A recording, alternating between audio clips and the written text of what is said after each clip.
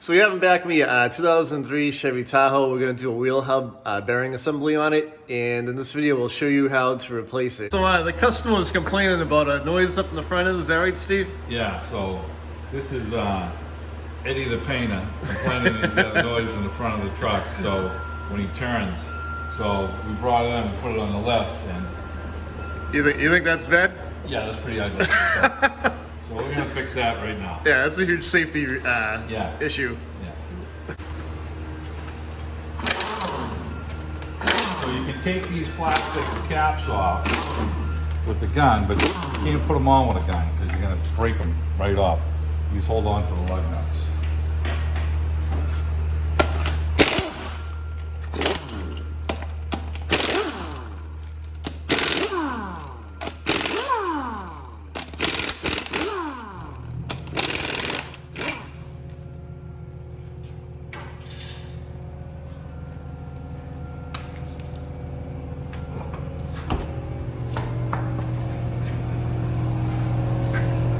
Now in here, we have the we have the electrical connector that runs up from the inside of the spindle hub bearing and follows up through these clips. We're going to remove these clips. We're going to unplug the electrical connector up here. And we're going to have to remove the rotor, the brake rotor, and the caliper bar to get access to the spindle hub bearing. Sometimes we disconnect the tie rod end for access to get the gun behind here for the 3 bolts that hold the spindle hub bearing on.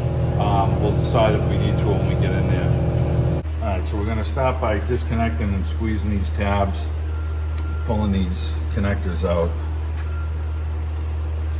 We get these new ones with the harness, with the new bearing. Pop that out.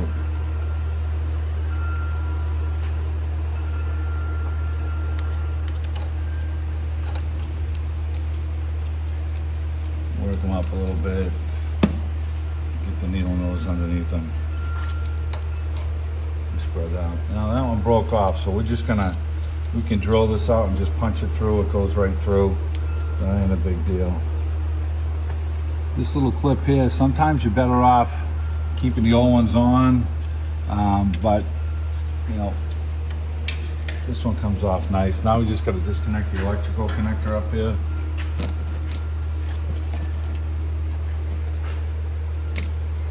And then this side has the plug in.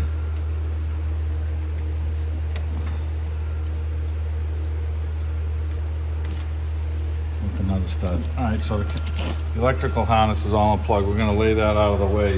And we're going to unbolt the caliper bar and leave it attached to the caliper bracket. It's going to stay attached to the caliper.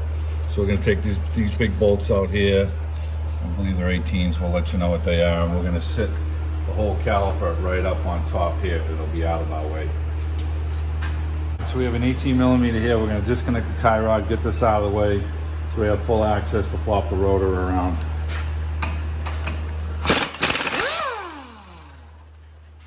We're just going to hit the spindle here, right here, without hitting the tie rod in and pop that loose.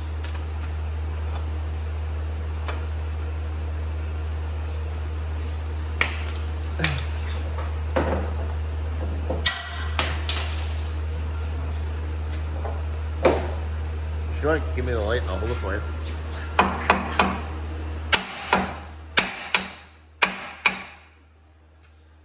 Okay, that's off, that's out of the way. Now we have full access to move the rotor around. And on the back side over here, on the 18s, for the back of the caliper bracket here.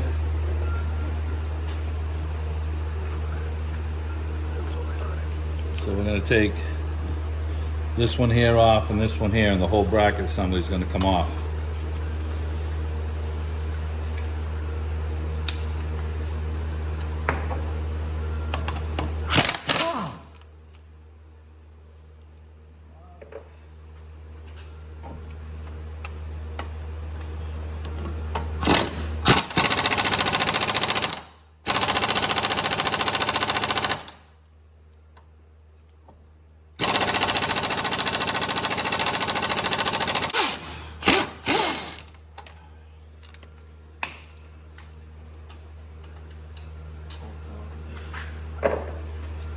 can slide the caliper off. We're gonna try and lean on the caliper a little bit. That'll squish the piston in just a whisker that you need so that you can slide it off.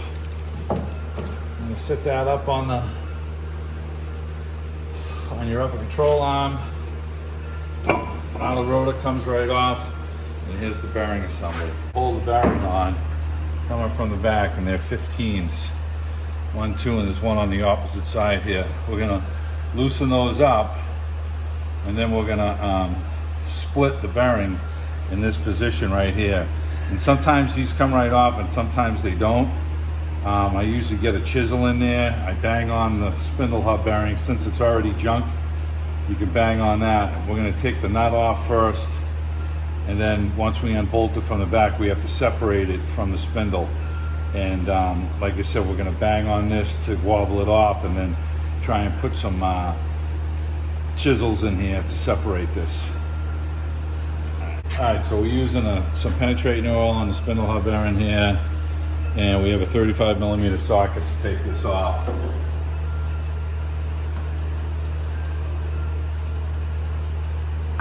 Fits on a little snug, but it fits.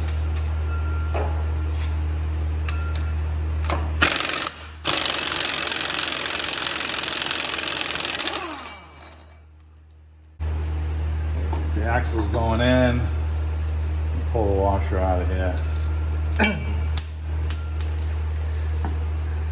So if the axle's frozen in there, you can put that nut back on it and tap it with a hammer, right? Yep. It'll free it up. This one isn't the case. So now we gotta get these 15s out of here. There's 3 of those. Yep. There's one there, one up top, and one on the other side.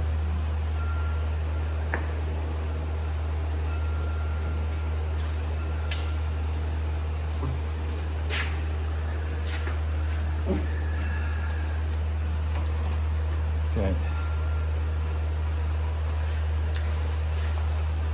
A little wobble extension on there. Trying to get it out, so.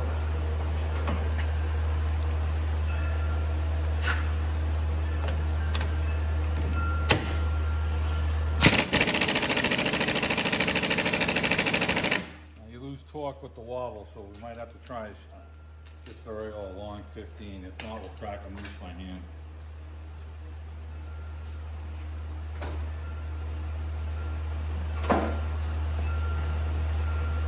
Sometimes you can't get this straight socket on there. Yeah, it's got a little dip to it, but we'll try it.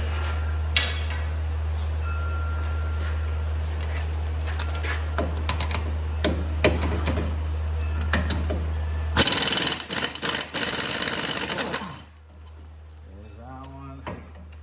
We're not going to be able to get in at that one. That one's going to have to get cracked loose by hand. Let's go try this other side here.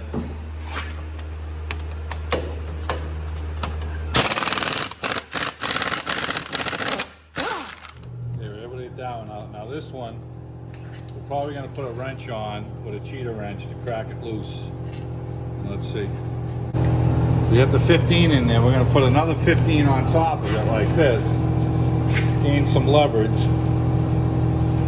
And you really don't have enough room to get a gear wrench in there because it backs into the axle. So we're going to spray a little penetrating oil on the front side of this over here, and we're going to just back it off. It's going to take a few minutes.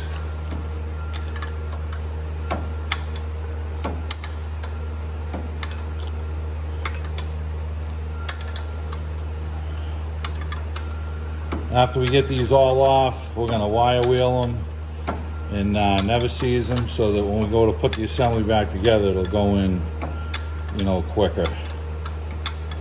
And if we ever have to go back in and change another one on this particular vehicle, the never seize will help it come apart. This guy does a lot of mileage. There's like 240,000 miles on this Tahoe, so. And knowing Eddie, I'll be working on it in another 70,000, 80,000 miles. Yeah, we're up here in New England, so The salt on the roads and everything takes its toll on parts.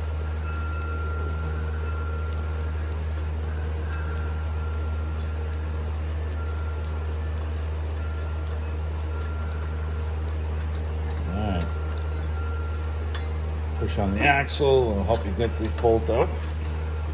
And you're not really so concerned about getting this bolt out right away, because when we split it's out of the spindle hub bearing right now. So and it's hitting the axle. So we can either pry this out or we can just leave it in for now. And it's not hitting the spindle hub bearing, so once we get it out and the axle is out, we'll be able to pull it out and clean it. So I'm not really concerned about pulling it all the way out. It's hitting the bolt for the upper ball joint, but it's loose, it's not going to bother us. We're going to soak the rest of the flange here with penetrating oil to help us separate this thing.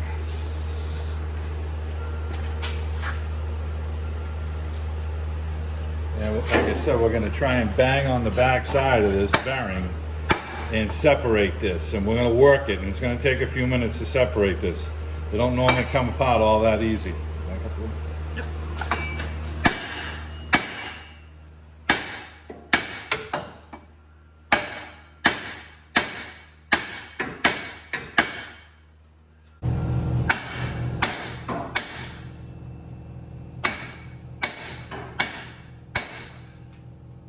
We're going to try and ear chisel down in between the seams here and get this thing rolling.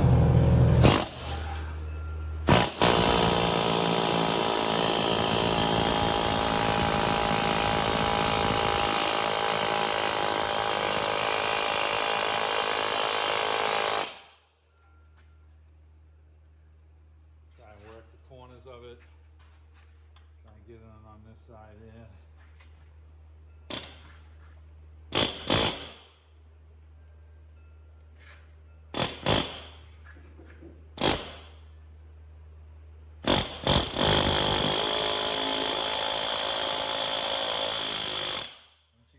Break loose, it'll work. But this is probably the most difficult part.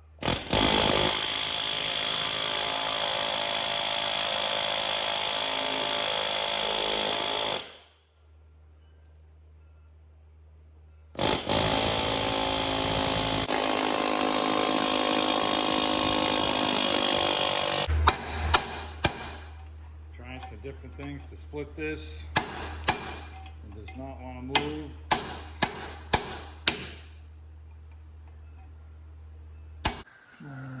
Okay. All right, so we finally got a little separation in between the spindle hub bearing and the spindle over here. And this is like one of the worst ones we've ever had to split. It's just frozen on there. So we have our groove going here now. We're gonna keep air chiseling until we get this to separate. We finally get it to move, and we're gonna work our way evenly around the backside. We used a combination of like a huge chisel, a 3-pound hammer, and the sear chisel. We're finally starting to get it to move, right? Yeah. I'm gonna try and work the backside of it now.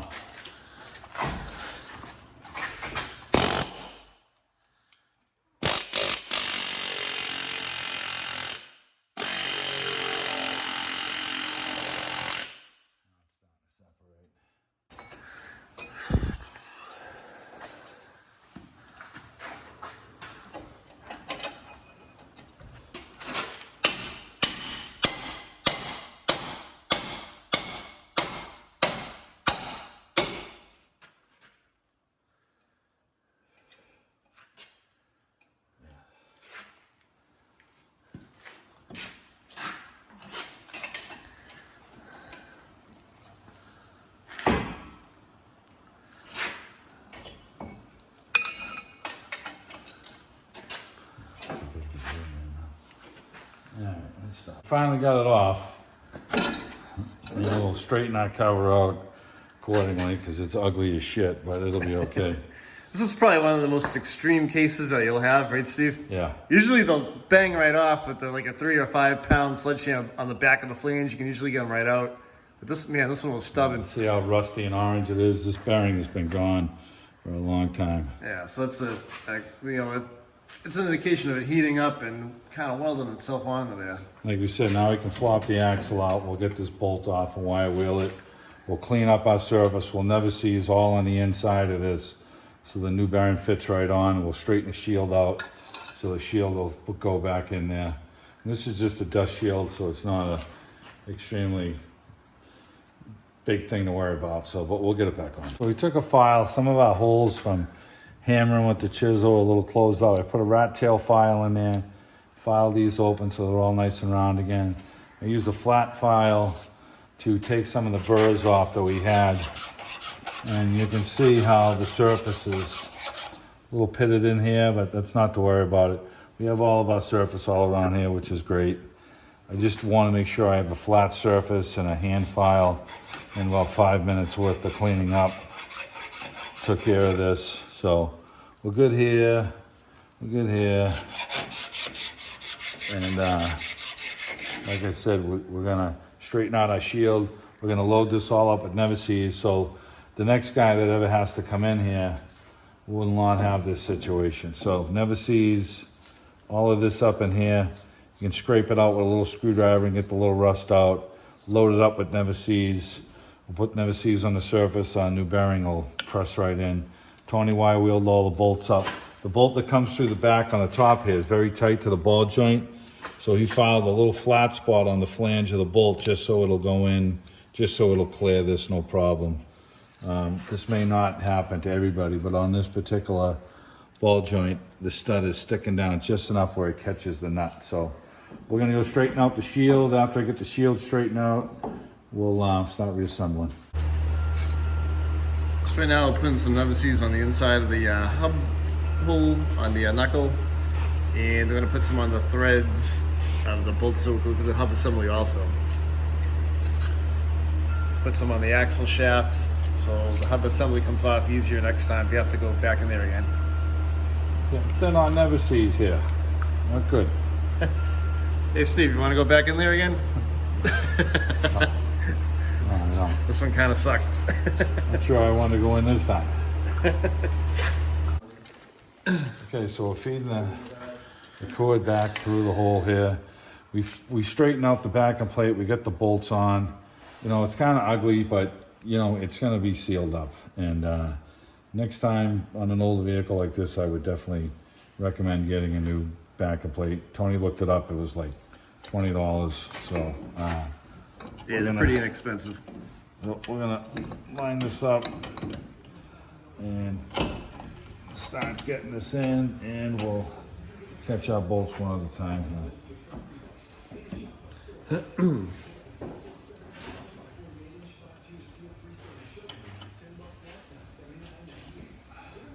Want to make sure you catch all the bolts before you start tightening anything down.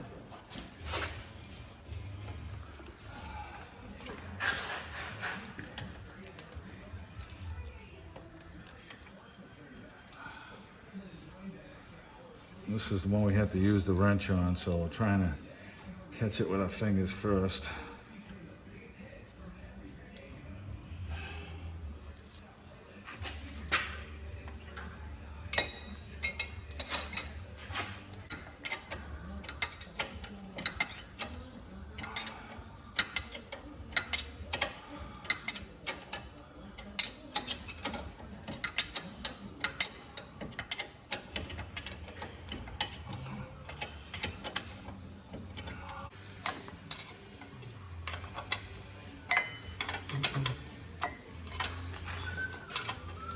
So we caught the bolts, and because the shield is, you know, pinching a little bit, we're just going around with the hand wrench getting these things snug.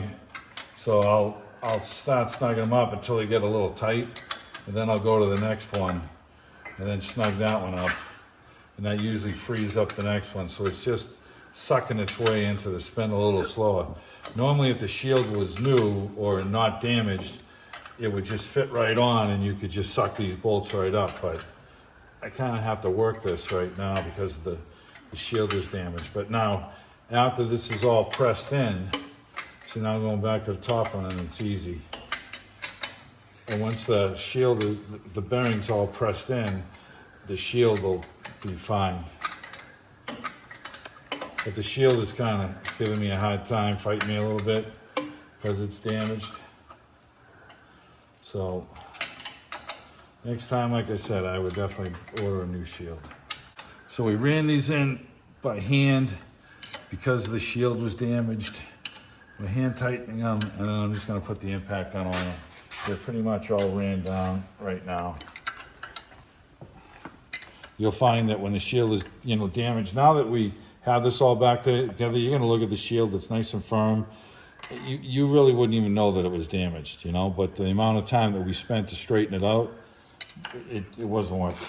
We spent about 30 minutes straightening out this $20 piece. So, this job, normally you can bang this job out in an hour. We're going to be into this job for close to 2 hours because of the hard time we had getting it to break free. All right, let's impact gun it. I love the New England road salt. Oh, boy. The salt on the road corroded the hell out of his knuckle.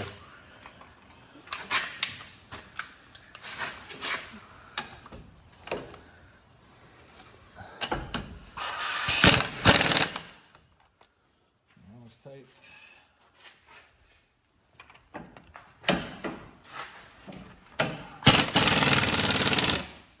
It's tight, and we're going to double wrench the top one to get that tight.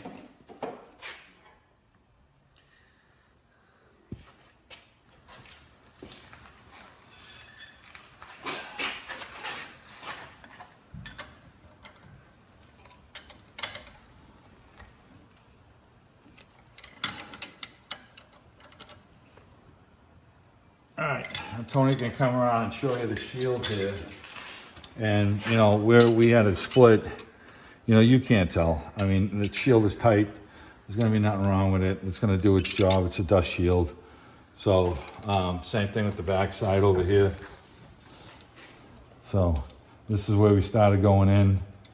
We ran a file on the spindle itself, so everything's nice and smooth and flat. The bearing's tight. We're going to put the nut on, and we'll give you the torque spec on what the torque is for the nut.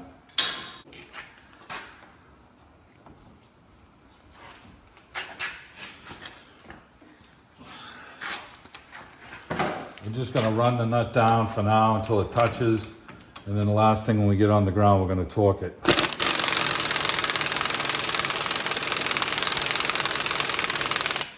Okay, I'm not tightening it, I just got it down there. Now we're going to hand tighten it with the torque wrench last. We're going to never seize the bearing for where the rotor is going to ride. And we're going to put the rotor back on, and then we'll slip the caliper on.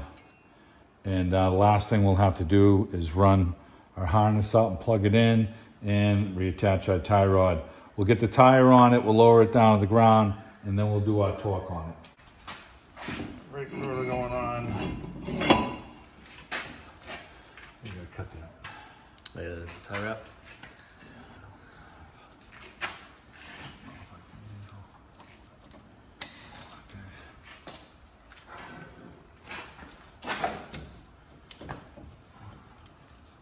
Okay, we gotta check the brakes to make sure that these are... Okay, the brake pads on the outside slid a little bit. So you have to slide this brake pad over. Like that. We have no kinks in the lines, and the caliper, the pad should slide back on over this rotor.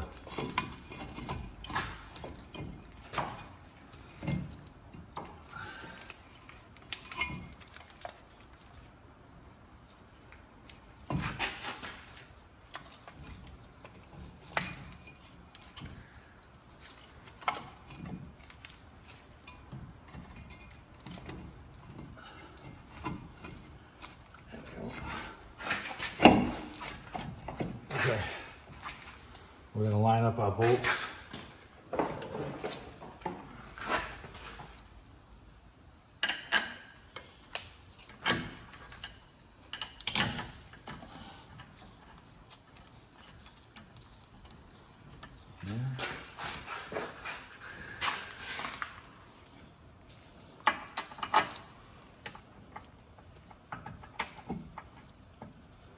These are 18 millimeters. Just wiggle everything around so you make sure you get them started. And then we still have the tie rod disconnected so we can turn the wheel to our leisure and then tighten it up now.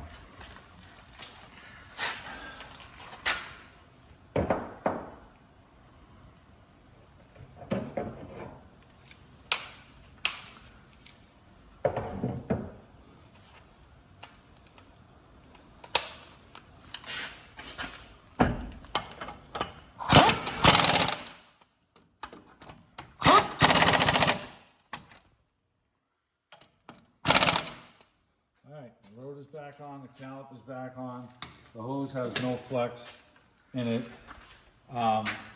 We have our stud that's plastic tip that was broken on here, so we're just going to drive that through with a punch.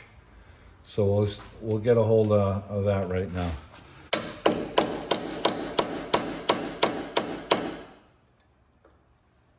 We're going to run the harness now, put it back in place, lock these clips back in. That just snapped in. Now this one we have to drill out over here. And I thought I could use a punch to drive it out. For some reason, didn't want to cooperate, so we just drilled it up with a 3/16. Alright, there's that. And this one we took off and they didn't give me, so we're gonna have to reuse that clip. This goes back in up here. This plugs into the connector here. And there's a hole up in the arm here that we kind of gotta find it a little blind. All right, so that's in, and we're gonna reuse our clip. They didn't give us a clip for this one, so we're gonna reuse the clip that we took off for this one. I'm just gonna run this up snug. There's no cotter pin on this style. That's it, that's all you need. And we'll lower it down and we'll give you the torque spec for the spindle hub nut. And that's it. We double check to make sure everything's tight here. Our wiring is all good and tied in. We never seized everything, but this was not your typical bearing to replace. It just kind of broke our ass. But the older the vehicles get, you'll run into shit like this. The only thing we would suggest is that you probably in the future, I'd recommend getting a plate. I just spent too much time straightening out the backing plate. It came out good, but it was just too much time wasted with it. So, all right, we'll get the tire on and we'll lower it down. How much miles is it gonna do?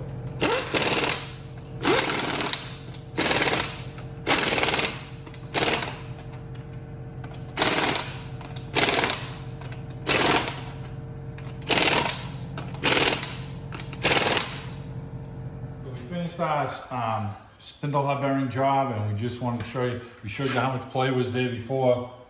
Nice and tight, no more play, and you'll be happy. We got the torque spec, Tony looked it up, 177 pounds. We get the torque wrench all set.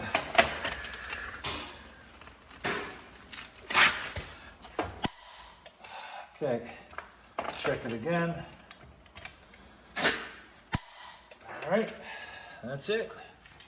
One new spindle hub bearing on an old beast. Thanks for watching the video. Hope you enjoyed it. If you have any questions, leave a comment. We'll reply back to you. Give the video a thumbs up if you liked it. And don't forget to subscribe to the channel. Thanks for watching.